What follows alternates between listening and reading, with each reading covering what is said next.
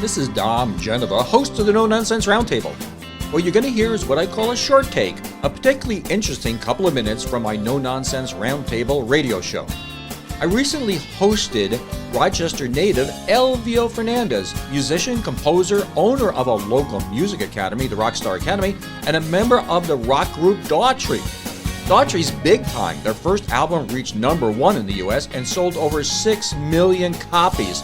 They're still going strong. For Elvio, years ago, the direction of his life changed when he got one phone call. You gotta listen to this.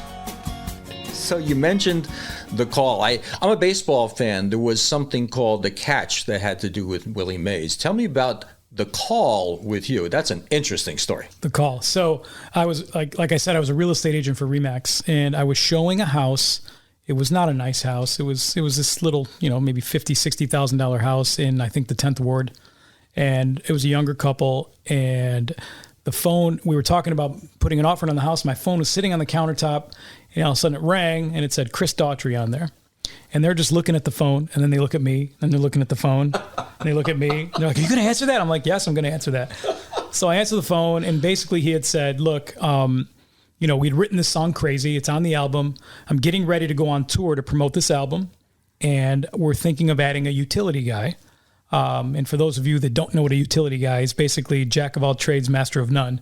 So somebody to play keys, play guitar, sing some background vocals, kind of fill in the gaps.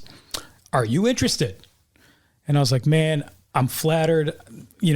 Of course I would love to, but I just can't. I have a wife, I have kids, I have a mortgage, car payment, a career here. I can't imagine ever being able to go on the road. So unfortunately, I'm going to have to say no, but thanks for thinking of me." And I went about my business, ended up selling that house and made a commission of, $800 or whatever it was. So I went home that night and we were having dinner, and I was talking to my wife, and I said, "Jess, you're never going to believe this. Chris Daughtry called today." She's like, "Really? What did he want?" She's like, "Well, he wanted me to go on tour with him." And I'm waiting for her to be like, "Yeah, right." And she's just like looking at me, and I'm looking at her, and she's like, "Well, what did you say?" I said, "No. How the hell am I going to do that? And we've got, a life here, and I've got a career here, and we got kids and a mortgage and car payment." And she's just looking at me, straight face. And I'm like, "Oh, she's not buying this." She goes, "Let me get this straight. So you've spent your entire life burying yourself in your studio, playing every crap hole in Rochester till 2:00 in the morning to try to get to that next level. You just got, quote, the call, and you said no?" I was like, "Well, yeah." She's like, "Call his ass back and tell him you're going, because we will figure this out. We have family here. We have my family, your family. We'll figure this out."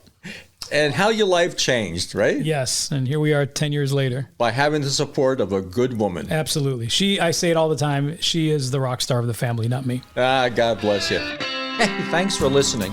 I hope you liked that, and if you did, please click like. I'll make more, and remember, all my past shows are available on NoNonsenseRoundtable.com.